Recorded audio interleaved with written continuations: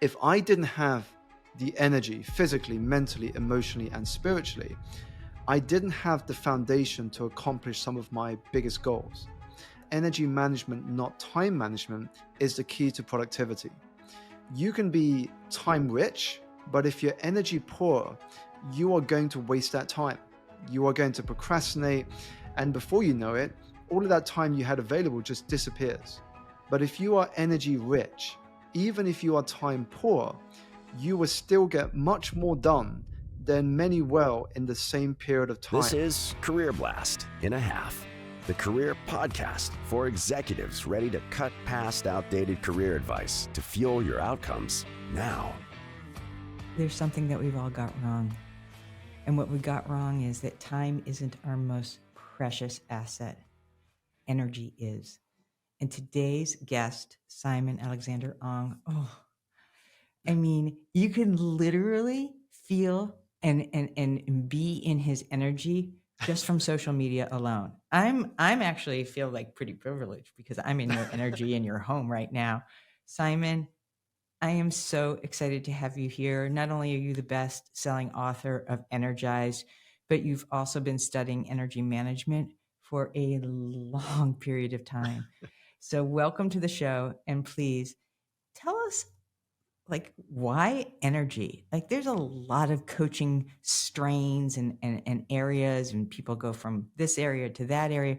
Why did you land on energy? Sure. Well, first of all, Lauren, thank you so much for having me on the show. Really looking forward to this conversation.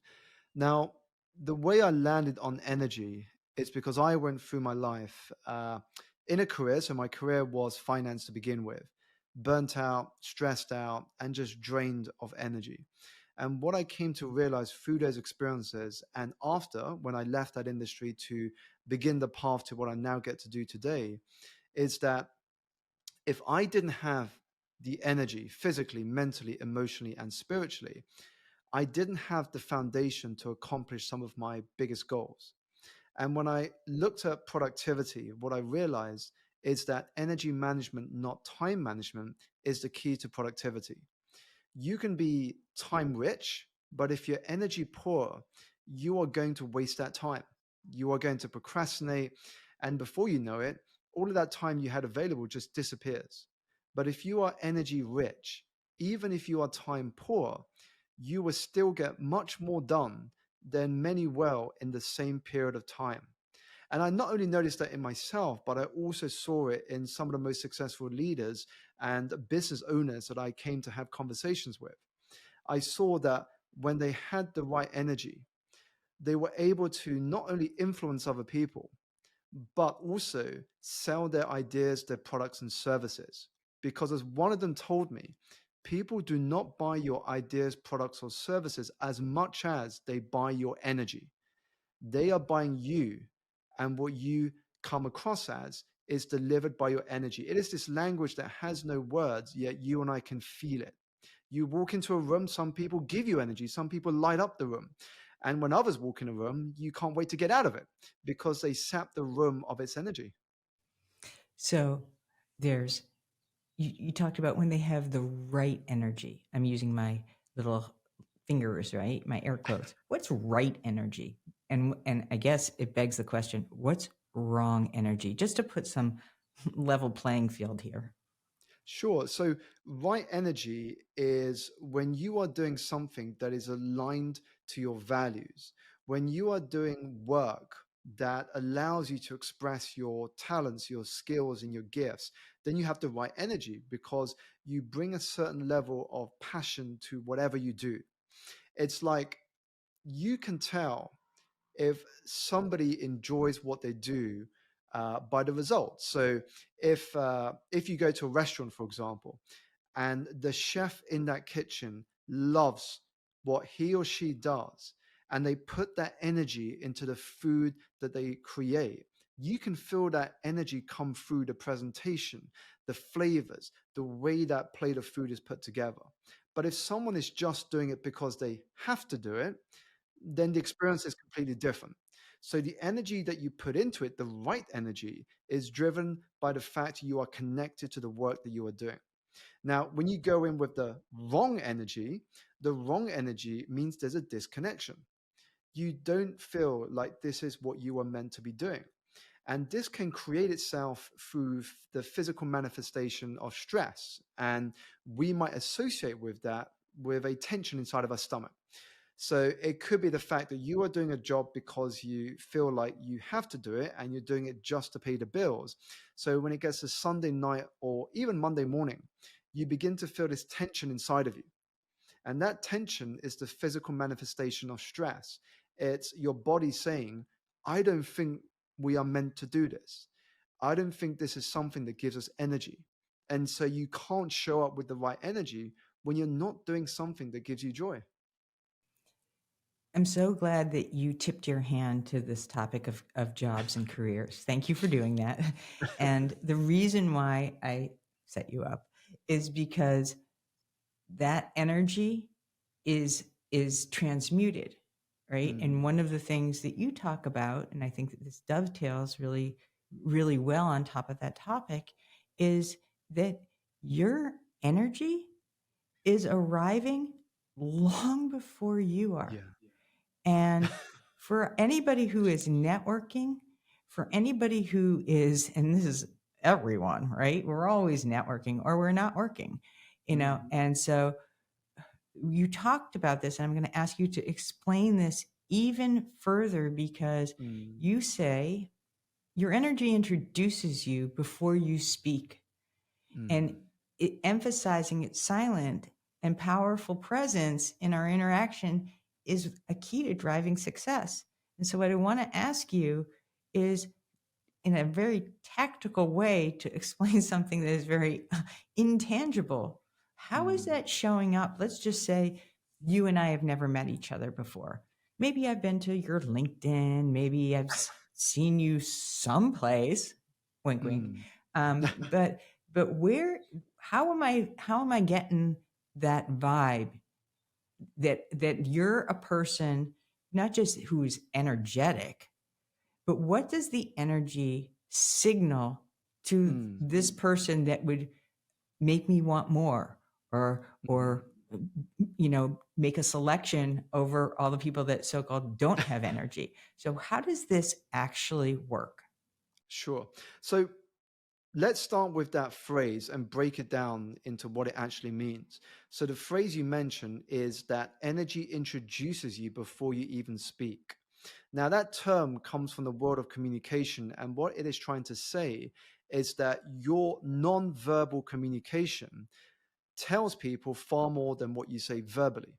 So you can get two people that say exactly the same message in terms of the words they use, but the non-verbal communication, i.e., your body language, your expressions, your use of hands, the way you hold yourself, that communicates far more than the words that you use to say to someone you're having a conversation with. So if you go into a meeting or a networking event and you are going into this excited about the possibility of connecting and meeting wonderful new people who you can learn from, but also share what you do with them that may help them in some way, then the way you carry yourself will be vastly different to if you go into that same event and say, oh, it's just another networking event and I'm not really sure I'm going to get anything out of it. But hey, there's free food here, so I might as well come along and see what I can get out of it. The way you carry yourself will be very different. And I think Maya Angelou summed this up the best when she said that people will forget what you said, people will forget what you did, but they will never forget the way you made them feel. So what that is telling us is that through every interaction we have, whether it is a conversation, whether it is on social media, whether it is a meeting or an interview, we are transferring energy to the person in front of us. The question is, what sort of energy are you transferring? And it's something we can all relate to. I mean, if you think back to the last event you went to, where there were strangers in a room and two strangers were coming up to you, I guarantee that something about one of them attracted you to start a conversation with them more than the other. But you can't explain it. You might just say to yourself, well, I was drawn to speak to this person. And then when we look back on it, we call it energy, vibes, charisma, magnetism, whatever word you want to use. it's difficult to describe exactly, but we just say we felt drawn to want to speak to them. And that is energy in motion. And the word we use to describe energy in motion is emotion. So when there is an emotional pull to want to communicate or start a conversation with someone, that is because it has triggered something in you through the transference of energy. So now that we're talking about energy and we've put some stakes in the ground around it, now I want you to pole vault over this question, right? Let's see how this goes. So I'm going to play the role of an executive who's been in their job search for a long time. And I'm getting tired. I'm tired of interviewing, tired of networking. I'm tired of talking about myself. How do I manage my energy? And how can I use this energy, in your words, to, in many cases, outplay my experience? Well, if somebody with that background came to me sharing some of the insights you just shared, Lauren, there would be a couple of things that I would want to know first, because it would help me understand their world and what would be most appropriate to explore. The first thing to understand would be, what is the reason they are looking for another job? So first of all, it's to get clear as to what is their desired outcome, because lots of people go hunting for new jobs or new positions just because they hate where they are. And that's Or not a they've very been let healthy, go, or yeah, or they're back on or the even let market. go, Right. or they're out of the market and they need a new position. But if we don't have clarity as to what is it we want, what is the purpose for our search, then we could just be searching very wide, but not really with strategy and intention. And so what often happens in the job market is people will write a cover letter or an email to a hiring manager or to a team detailing their background and experience, but it's very vague. And they take the same message and copy it across 50 different companies. Now, doing that approach means nobody really gets to know the real you. And so it begins with understanding, what is your desired outcome. Once I have information on that, then it gives us some understanding as to the best approach to take. And the second is, when we think about the process, is the way we can make the process more enjoyable and energizing is to ask ourselves, what would make this more fun? What would make this process more fun? Because if we just do what we've always done, that can feel draining. It can make something feel like a chore. But if you attack the process from the point of view of gamifying it, then what happens is it becomes a bit more exciting. What can I do different? What would make this more fun in the process? So those would be the first two places I would start, to understand what is important about the interview process for them. What are they looking to achieve? And then ask them how they could make that process more fun. So I'm going to push back because I'm a pushbacker. And, you said, so essentially customize these cover letters, right? And isn't that time expenditure? Isn't that draining? I mean, and to your to second point, right? So how could you make that fun? And so what would you say to the person who says, this isn't fun, right? I'm tired of doing this same old, same old. I don't know. I'm at the end of my rope here. It's been months and months and months. I don't see anything fun in this. What I would say is that if it is draining, that is a sign that you've got to do something different. And I will share with you a real example, because how I landed my book deal with Penguin is because I didn't have an agent come to me. I didn't have a publisher come to me. I went out, just like people would in order to land a job. I went out and I connected with publishers out there. And I said to myself, which publishers would I love to work with to write my book? So I ended up writing down 7 publishers. Now, in the listener's case, it might be writing down 7 companies they would love to work with. And what I did is I went to each of these publishers' websites, and there was a part of their website where they shared a document telling you what are the upcoming new books being released in the next 6 months. And so I would write down the books that were being released, and then if they were having a launch event in the city I was living in. So I'm living in London, United Kingdom.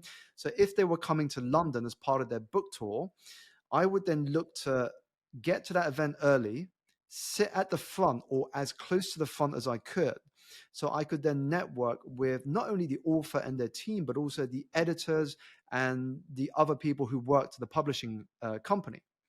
Now, what happened is I was then able to turn what was initially cold contacts to warm contacts. And so I connected with them on LinkedIn. I connected with them on social media. They started to follow my content. They started to see the value I was offering my followers. And it was a couple of months later, I would then send them an email, which was very specific because we had now met, we had exchanged a few messages, they had seen my content, and say, hey, I've got a few ideas for a book. I would love to share them with you. And then I spoke about some of the books I'd read by authors they had already worked with. So that's the specific part. But the reason I share that is because they responded not because of my content, but they responded because they knew me now. They had exposure to who I was.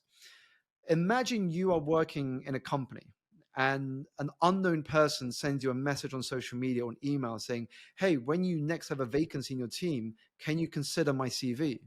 Chances are probably near zero that you would do so.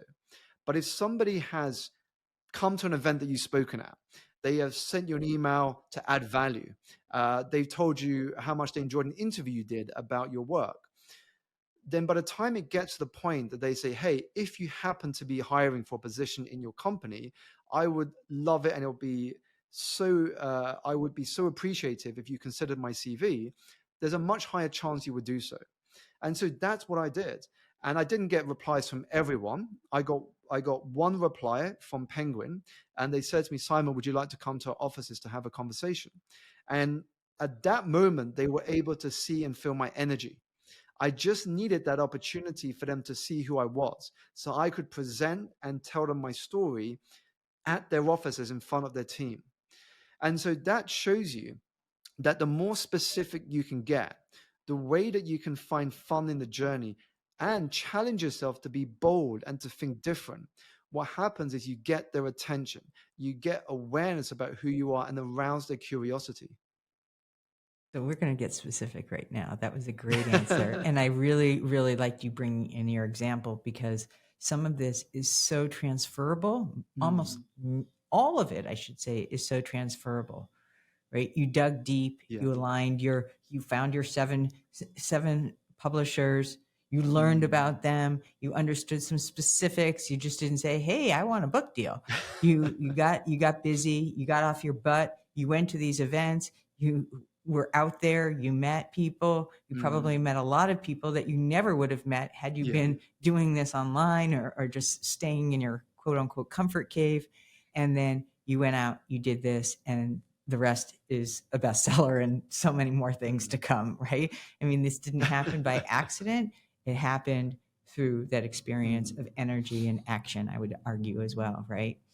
Yeah. So the specifics that I want to get into is from your backstory and the birth of your recent child while you were writing this book, your energy was probably pretty tapped, right? Nothing like a baby to take away your sleep, right? And make you feel really drained for all the right reasons, right? For good reasons. So how did you restore, reinvigorate, and refuel that tank? Because even when we feel like we are connected with our why or our value, I mean, those things in our world are cost of entry. Because if you're looking for a quote unquote job, we don't want to work with you. No offense, but that's not what is not. It's just not where we are, and it doesn't really work. So, what do you do when you are literally tapped?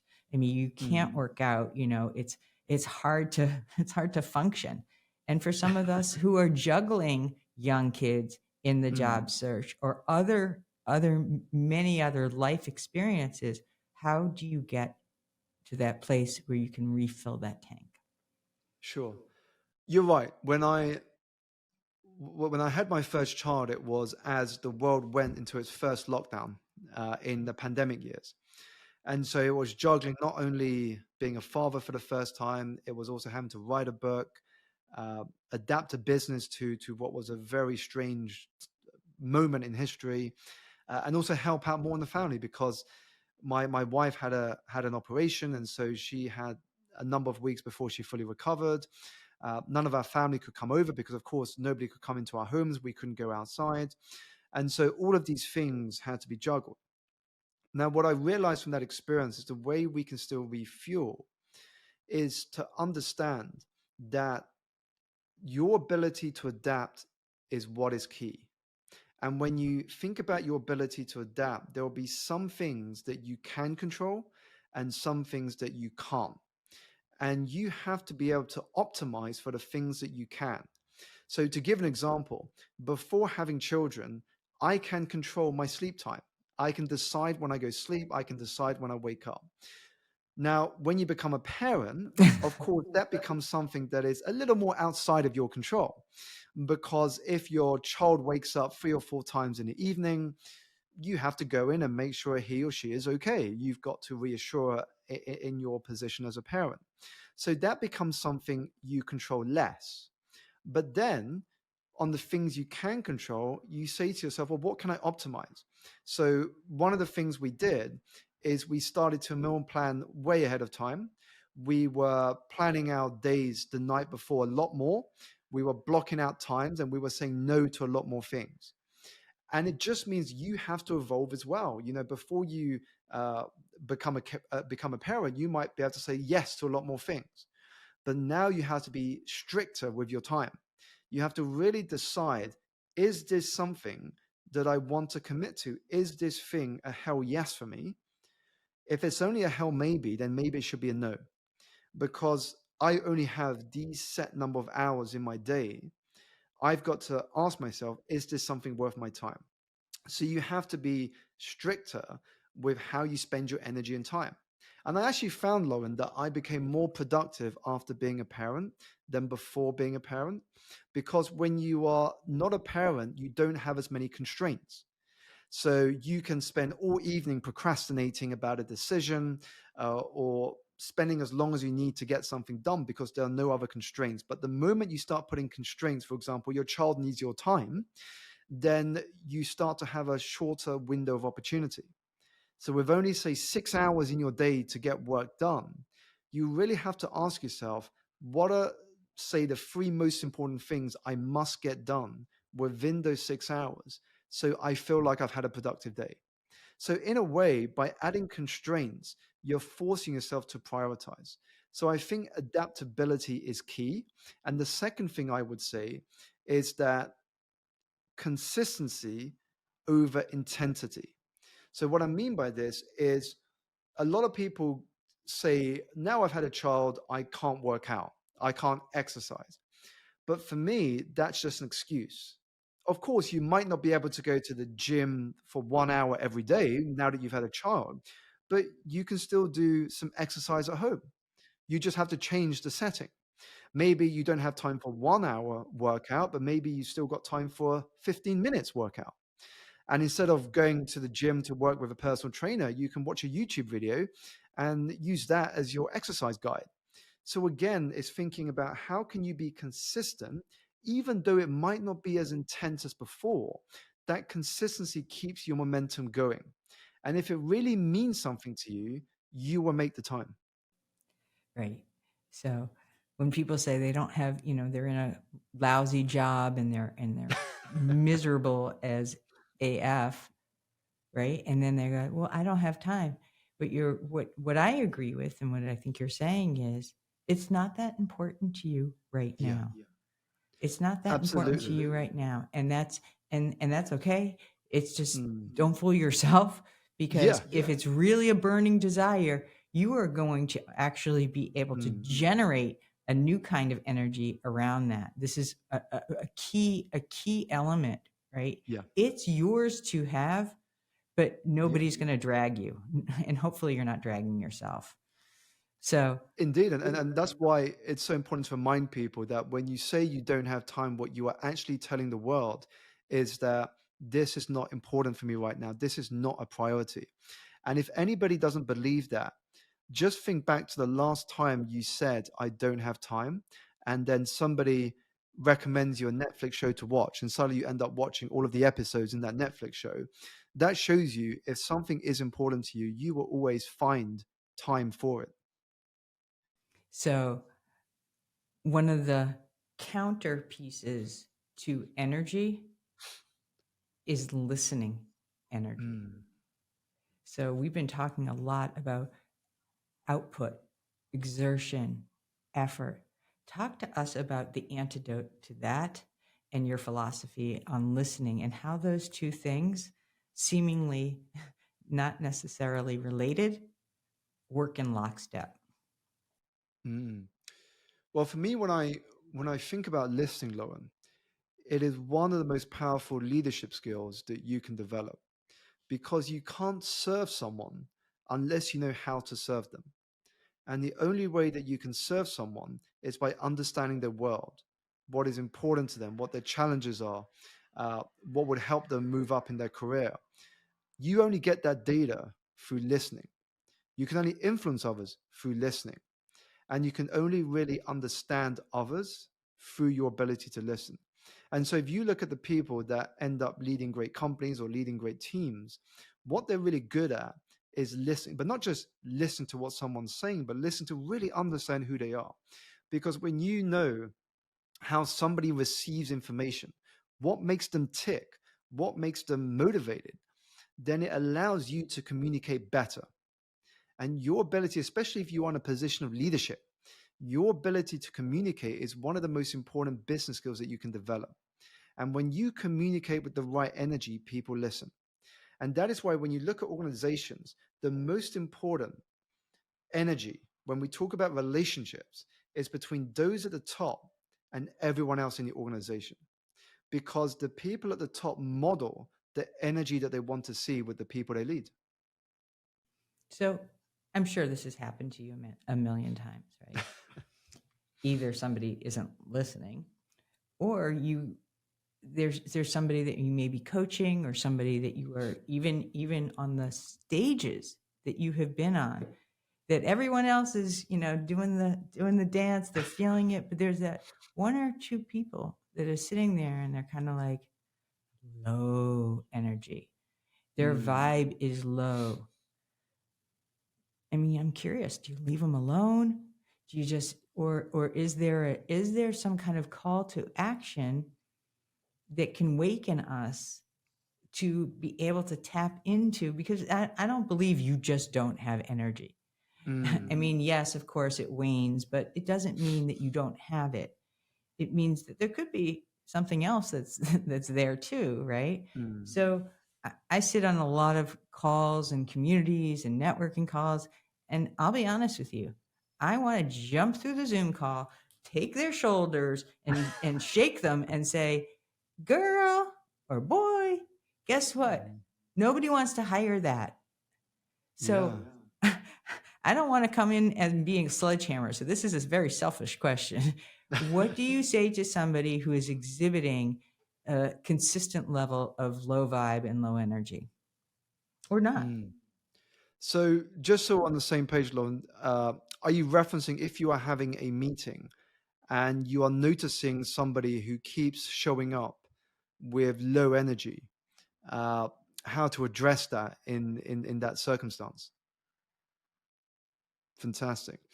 I think it would come down to how I deliver a message. So what I've learned when it comes to communication is that if I tell you what to do, so I focus on the outcome and the message, that might not always be received by everyone in the same way.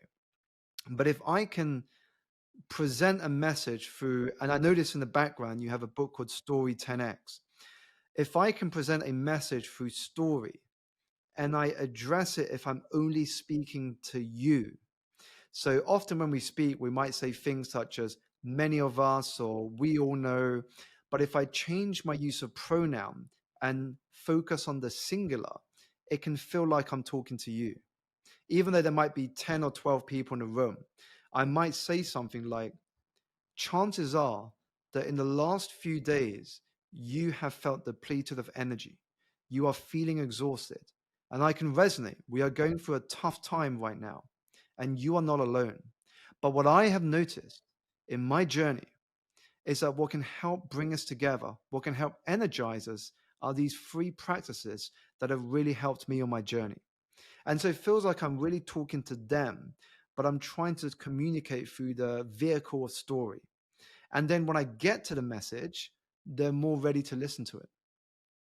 So I just want to flip this around. Now I'm interviewing, and the person who is interviewing me is like cardboard, right?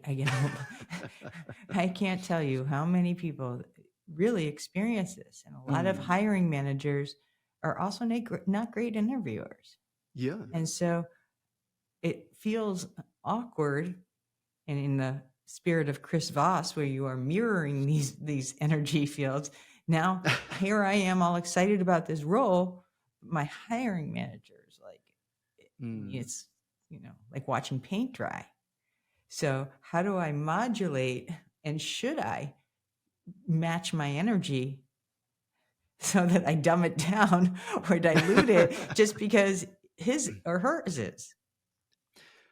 If I was in that position where I'm in an interview and the hiring manager is low on energy, is like cardboard, what I would do is either, if I had the opportunity to ask a question, is I would focus the question on something positive, or I would find something for observing the room or listening to what he or she has said that we have in common and go down that route.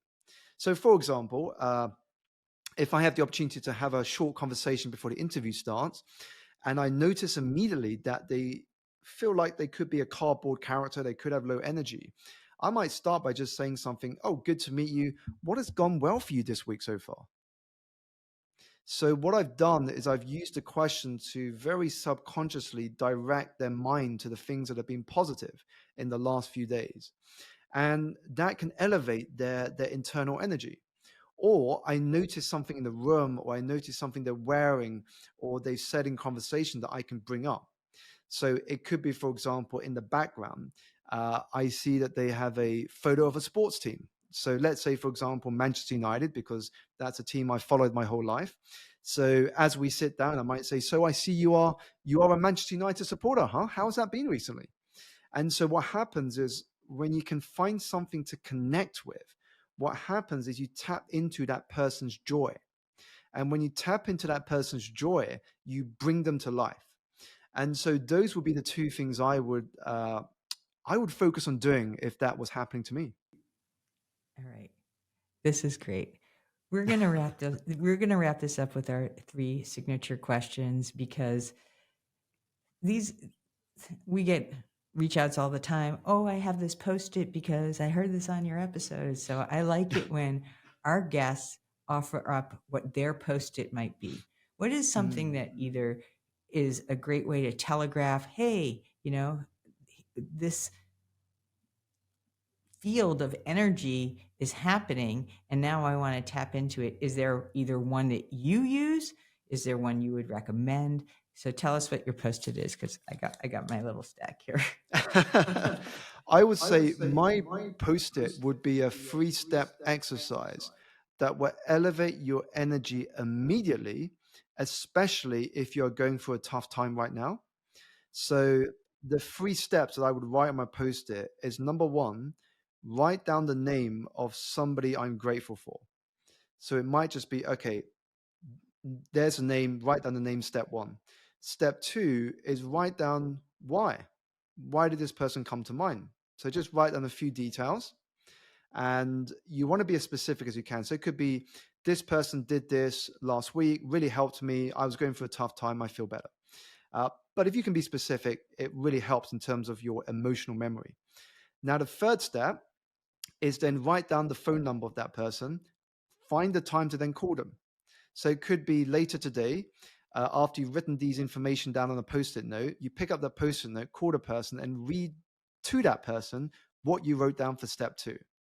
Now, if that step is a little too uncomfortable, what you want to do at a minimum is to send them a voice note. The key here is that they must be able to hear your voice, because your voice carries energy. If they only get a text message or an email, their mind has to make up the energy you sent it with.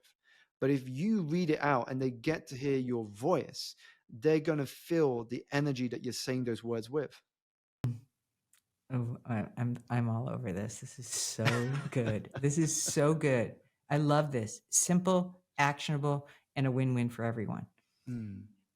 The next question is really about, where do you go to source from either a publication, a book, an area to refuel that energy? I mean, obviously, I know you're also a big worker outer. I know that you love good food. So those things are also contributing factors. But where are your resources, and where would you send our listeners?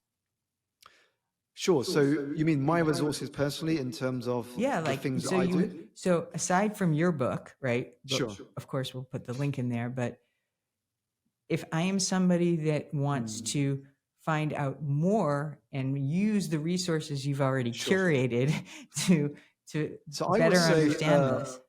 Aside from my book, the 3 things that you can seek out if you want to dive into this further is, number 1, go to my website. There is a link there called course, and that is a 30-day course that is delivered to your phone directly every single day. It's my voice that you will hear every single day for 30 days that will guide you to living with more energy.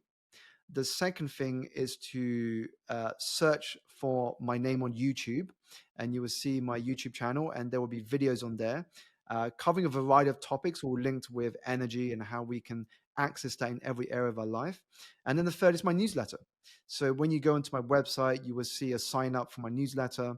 And every week I share not just my own insights, but also quotes that have impacted my life in a positive way.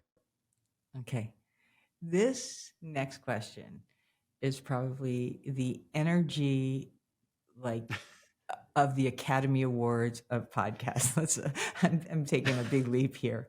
What is your walk-up song? So I know you're on stages. I don't know if you have the same one every time, if you have different ones, but what's the one that kicks your butt and puts you into that state of high vibing energy? There's 3 that come to mind. The first is by a band called Odessa, and the track is called, I believe, La Ciudad. The second is a track by the Japanese guitarist Tomiyasu Hotei, and it's the track that he used for the film Kill Bill. So that's a really good track that I've used before to walk onto stage. And then the final one is by a band called Woodkid, and the track is called Run Boy Run. I'm loving this. I have to send you these tracks after, Lauren, so you can see why I enjoy them. After we get off here, I'm going right over to Apple Music and YouTube this. So everyone, thank you, dear listeners. Thank you so much for being here today. And of course, please look for those links below. Simon's YouTube will be there, his social media, his access to his book. I mean, I wish we had access to all the reasons and things that he does on a daily basis, because I've done some research. This guy is no joke. And I know he works out. I know he eats well. I also know he doesn't like prawns. So make sure that you go check out those details. And if you are not already following, please just go ahead, follow, subscribe. And if you're feeling even more energetic, write an Apple Podcast review. So thank you so much.